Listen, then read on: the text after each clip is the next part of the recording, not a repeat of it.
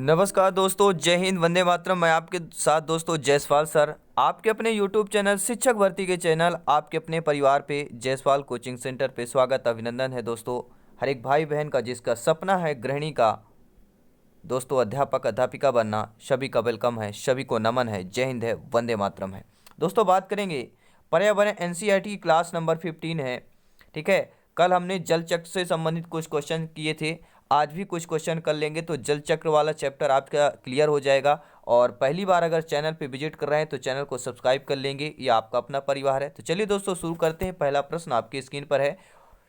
प्रश्न है दोस्तों कि सुनामी किस भाषा का शब्द है। जो आपका सुनामी है यह अंग्रेजी भाषा का शब्द है, ग्रीक भाषा का है, संस्कृत का है, यह आपकी जापानी भाषा का शब्द है। सभी लोग कमेंट करेंगे सुनामी किस भाषा का शब्द है। सभी लोग कमेंट करेंगे। बहुत बहुत धन्यवाद, आपका कमेंट आपका फीडबैक सर्वमान्य है। तो राइट ऑप्शन हो जाएगा दोस्तों सुनामी एक जापानी भाषा का शब्द है। किसका है दोस्तों? जापानी भाषा का शब्द है। और दूसरा प्रश्न है, कल हमने आप लोगों से पूछा भी था कि विश्व जल दिवस कब मनाया जाता था। फटाफट बताएंगे, अगर कल की क्लास आपने देखा तो फटाफट कमेंट के माध्यम से बता देंगे कि विश्व जल दिवस कब मनाया जाता है। कल हमने चर्चा किया थी, बहुत ही इंपॉर्टेंट क्वेश्चन है, इसलिए आपका फिर से रिप्लाई किया गया है कि अगर पिछली क्लासेज आपने नहीं देख पाया है, क्वेश्चन को अटेंड नहीं कर पाया है तो यह क्वेश्चन जरूर अटेंड कीजिए। इसलिए बोलते हैं हर एक क्लास को वीडियो को अंत तक जरूर देखिए। तो विश्व जल दिवस कब मनाया जाता है दोस्तों? 22 मार्च को विश्व जल दिवस मनाया जाता है।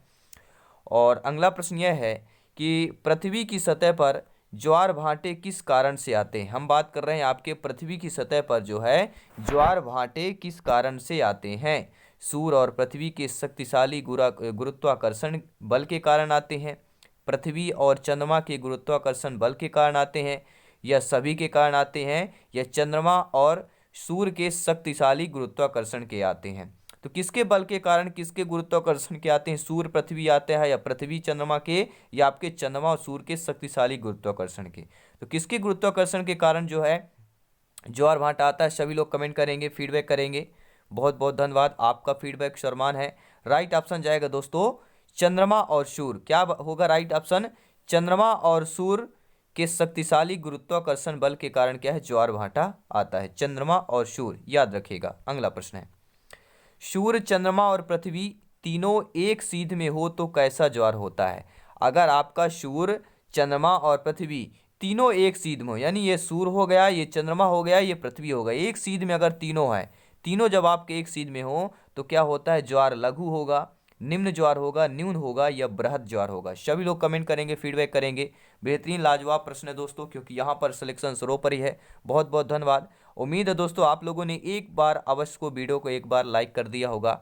ठीक है, तो सूर्य और चंद्रमा पृथ्वी के तीनों सीध में हो तो वह ज्वार कैसा होता है? तो वह ज्वार दोस्तों जो आता है वह बृहद में होता है। ठीक है, बृहद बहुत बड़ा होता है। डी ऑप्शन सही हो जाएगा। अगला प्रश्न है कि नौ संचालन में कौन से ज्वार जो है सहायक होता है। नौ संचालन में कौन सा ज्वार सहायक होता है? लघु ज्वार, उच्च ज्वार, निम्न ज्वार, या कोई नहीं। तो आपके नौ संचालन में कौन सा ज्वार सहायक होता है? तो यहाँ पर दोस्तों आपका उच्च ज्वार जो है सहायक होता है। बी ऑप्शन सही हो जाएगा।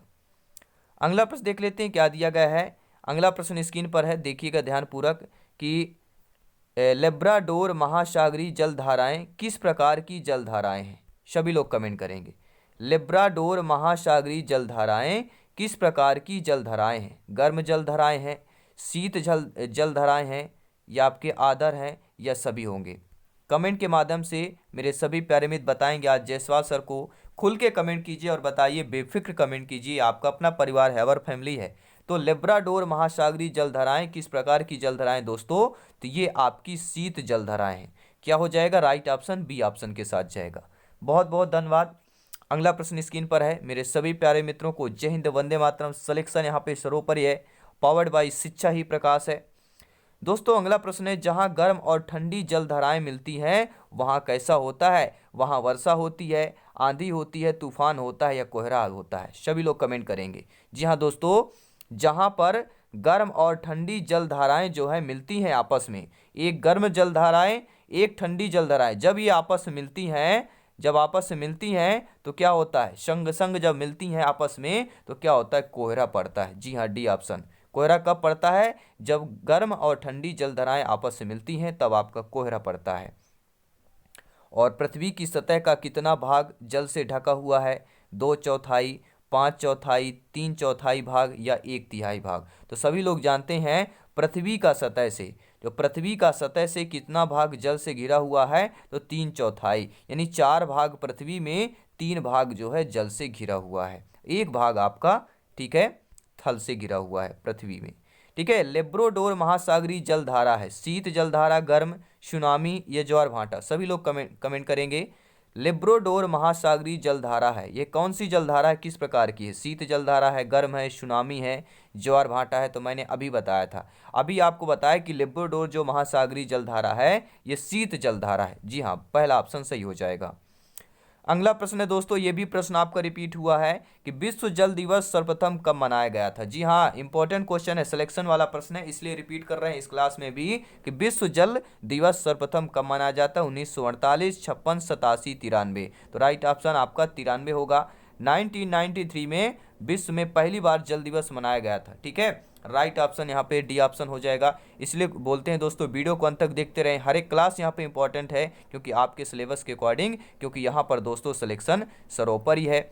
सभी मित्रों को जय हिंद, वंदे मातरम, इनकलाब जिंदाबाद। जी हाँ दोस्तों, एनर्जी डाउन नहीं करना है, एनर्जी बरकरार रहेगी तो सिलेक्शन भी बरकरार होगा, बिल्कुल 101% होगा। जी हाँ, अगला प्रश्न देख लेते हैं, क्या दिया गया प्रश्न पूछा जा रहा है कि जल अपने निम्नतम स्तर तक आ जाता है तब वह तट से पीछे चला जाता है तो उसे क्या कहते हैं? देखिए, जल जो है अपने निम्नतम यानी कि निचले स्तर, निम्नतम यानी सबसे कम स्तर तक आ जाता है, तब तट से पीछे चला जाता है तो उसे क्या कहते हैं? भाटा, ज्वार, सुनामी या तरंग कहते हैं? क्या कहते हैं? जल जो है निम्नतम स्तर पर, ठीक है, जो आपके जल की धाराएं आती हैं वो सबसे निम्नतम यानी कि नीचे के स्तर, पीछे की तरफ आती है तो क्या कहलाती है? वह आपका दोस्तों क्या कहलाता है? भाटा कहलाता है।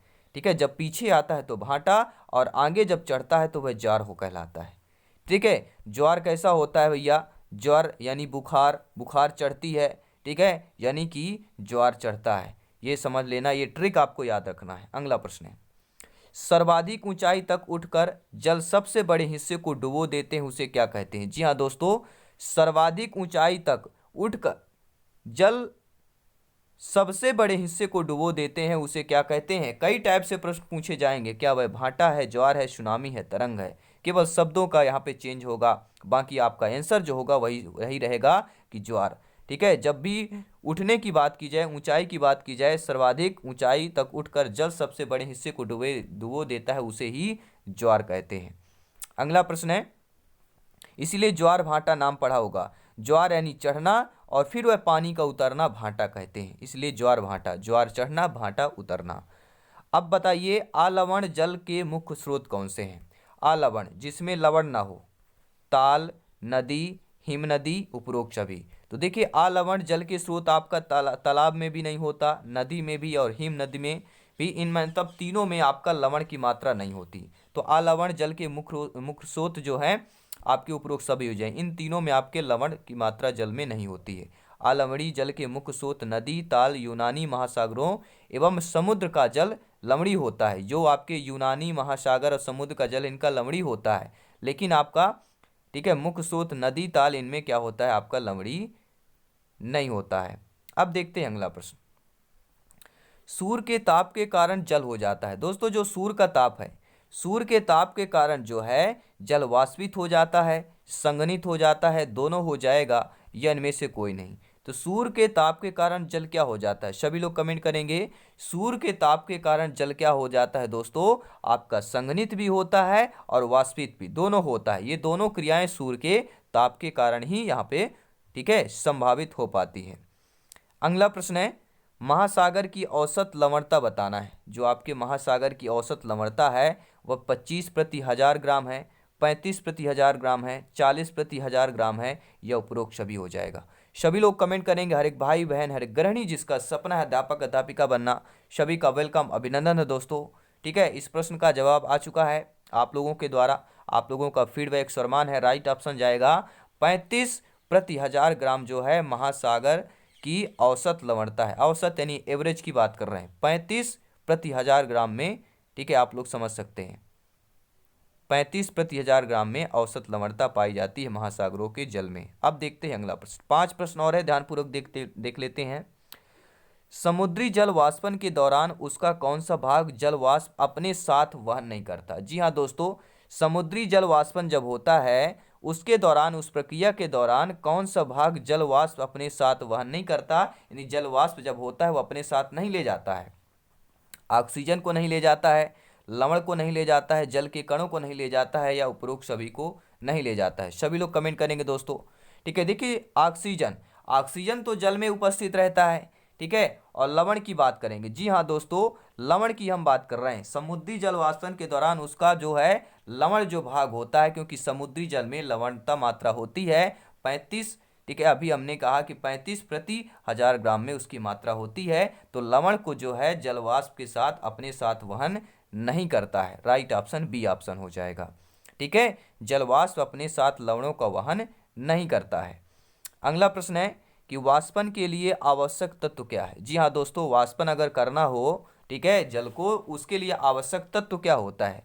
जल होता है, पत्थर होता है, ऊष्मा होती है, या हवा होता है? सभी लोग कमेंट करेंगे। देखिए वाष्पन के लिए आवश्यक तत्व पूछा गया है, अर्थात वाष्पन की जो प्रक्रिया है कैसे होती है। वाष्पन की प्रक्रिया कैसे होगी? ऊष्मा के द्वारा होगी। तो वाष्पन के लिए आवश्यक तत्व कौन सा हो जाएगा? आपका ऊष्मा हो जाएगा, यानी कि तीसरा ऑप्शन सही हो जाएगा। अगला प्रश्न देख लेते हैं मेरे सभी प्यारे मित्र। उम्मीद है आप लोगों ने एक बार वीडियो को अवश्य अभी तक लाइक कर दिया होगा, और चैनल पे पहली बार विजिट कर रहे हैं तो इस परिवार की सदस्यता हासिल कर लें। यह आपका अपना परिवार है, आवर फैमिली है। बात करेंगे अगले प्रश्न की, समुद्री जल के वाष्पन के लिए ऊष्मा कहाँ से प्राप्त होता है? जी हाँ, बात करेंगे समुद्री जल का जब वाष्पन होता है, वाष्पन तो ऊष्मा के कारण होता है, लेकिन ये ऊष्मा मिलती कहाँ से है समुद्री जल में? पृथ्वी से, जल से, सूर्य से, या मछलियों से मिलती है? सभी लोग कमेंट करेंगे, फीडबैक करेंगे दोस्तों। ठीक है, समुद्री जल के वाष्पन के लिए ऊष्मा कहाँ से प्राप्त होती है? तो सभी लोग जानते हैं ये ऊष्मा सूर्य से प्राप्त होती है। बात करेंगे सी ऑप्शन सही हो जाएगा। अगला प्रश्न है कि मृत सागर किस देश में है? भारत में है, युगांडा में है, कनाडा में है, इजराइल में है? सभी लोग कमेंट करेंगे। मृत सागर दोस्तों किस देश में है? फटाफट कमेंट करेंगे। मृत सागर किस देश में है? भारत में, युगांडा में, कनाडा में, या इजराइल में? तो मृत सागर दोस्तों सभी लोग जानते हैं इजराइल में है। ठीक है, फटाफट फीडबैक करेंगे, कमेंट करते रहें, सहयोग करते रहें, आपका अपना परिवार है। और बात करेंगे अगले प्रश्न की कि उच्च ज्वार सहायक होते हैं। जी हाँ दोस्तों, जो उच्च ज्वार होते हैं वह नौ संचालन में सहायक होते हैं, मछली पकड़ने में सहायक होते हैं, या दोनों में होते हैं, या उपरोक्त में से किसी में सहायक नहीं होते हैं? तो दोस्तों जो उच्च ज्वार होते हैं वह नौ संचालन में भी सहायक होते हैं और मछली पकड़ने में। जब उच्च ज्वार आएगा पानी आएगा, ठीक है, डुबो ले जाएगा, पानी के साथ मछलियाँ भी आती हैं तो मछलियाँ पकड़ने में आएगा। ठीक है, तो उच्च ज्वार इन दोनों में। अब आप ये बोलेंगे सर ये नौ संचालन है क्या? बहुत बार, 2-3 बार आया है, जरा इसको डिटेल के साथ बता दीजिए। बिल्कुल जी बताएंगे। देखिए दिक्चालन आपने पढ़ा होगा साइंस में, फिजिक्स में। दिक्चालन किसी वाहन की एक स्थान से दूसरे स्थान तक गति की योजना एवं अध्ययन एवं उस पर नियंत्रण को कहते हैं दिक्चालन। और इसका अंग्रेजी शब्द होता है, क्या होता है? नेविगेट। आपने लैटिन मूल में इसे नेविस अर्थात क्या बोलते हैं? नौका से निकला है। ठीक है, नोविगेट यानी नौका, यानी कि इसी प्रकार इसका हिंदी में मूल शब्द क्या है? नौवाहन या नौ संचालन है, जिसका अर्थ भी वही है, नौ संचालन। अब आपने समझ लिया होगा ये नौ संचालन क्या है। आई होप आप लोग समझ गए होंगे। ठीक है, चलिए बहुत बहुत धन्यवाद। तो ये क्लास आपको कैसी लगी नीचे कमेंट बॉक्स में जरूर बताइए, और ऐसे ही क्लासेस के लिए, बेस्ट तैयारी के लिए, सिलेक्शन पाने के लिए इस परिवार से जुड़े रहिए और बेल आइकन जरूर प्रेस करें ताकि लेटेस्ट नोटिफिकेशन आपको मिलता रहे। धन्यवाद दोस्तों, जल्दी मिलते हैं। नेक्स्ट क्लास आपकी जो रहेगी उसको देखना मत भूलिएगा। जय हिंद, वंदे मातरम।